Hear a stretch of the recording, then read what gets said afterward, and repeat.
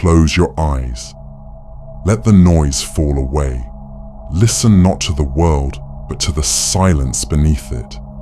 That stillness which has no form, no name, no need for recognition. That silence is you, not the mask, not the voice, not the memory of what was, but the presence that observes it all. You are not inside this world.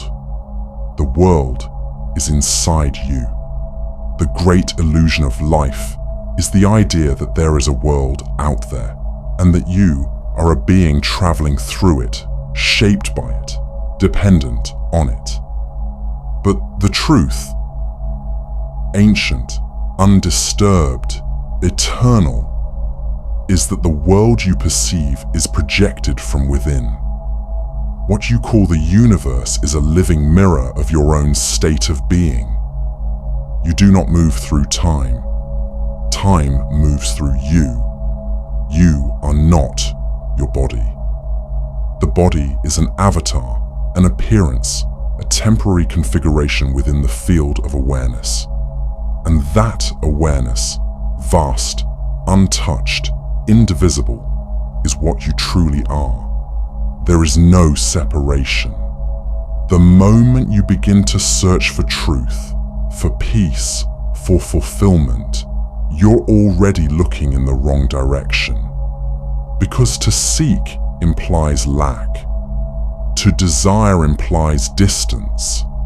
And both are born from the illusion of duality. The illusion that there is something other than you. But there is no other. There is only consciousness, infinite, formless, and free, assuming identities, playing roles, dreaming worlds into existence. And that consciousness is the very essence of your being. The universe is not responding to you. The universe is you. And when you truly realize this, not as a concept, but as a felt experience, everything changes. You stop negotiating with life. You stop pleading for signs. You stop trying to become. Instead, you simply are. Every experience, every encounter, every apparent limitation is nothing more than a reflection of an inner state.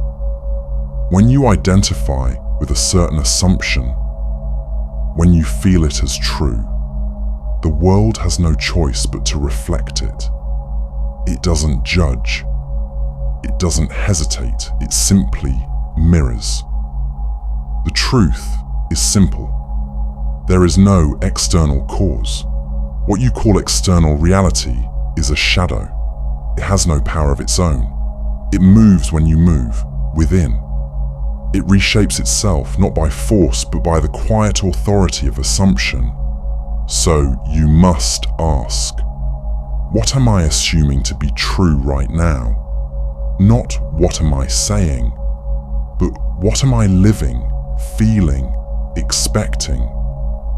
If your world is showing lack, then lack has taken root within you, not as punishment, but as a signal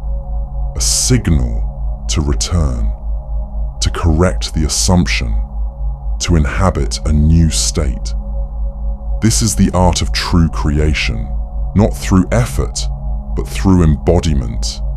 You become what you claim to be, and what you are being, in stillness, in conviction, becomes your life. You do not need to fight the world, argue with it, or fix it. You need only to become inwardly that which you desire, and the world will reshape accordingly. This is not magic, this is law. The law of consciousness is impersonal, exact, and unfailing. It governs all things, and you, as its embodiment, have been given the divine gift of assumption, the power to step into any state, and thereby summon its reality. But to do this, you must abandon the illusion of the external. You must stop attributing power to circumstances, people, and conditions. For none of them are real in and of themselves. They are effects, shadows of your inner state. What the mystics knew, what sages whispered in silence, is that reality is not happening to you.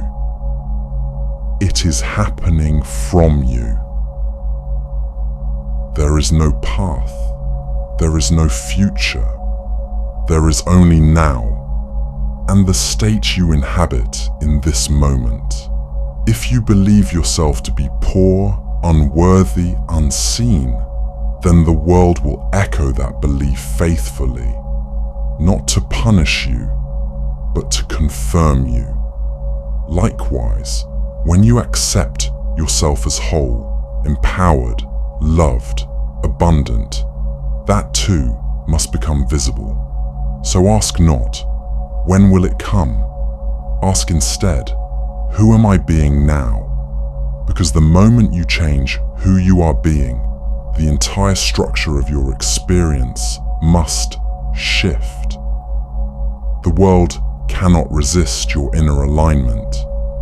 It is subordinate to it. The reason we suffer is not because the world is broken, but because we identify with a self that is separate from source.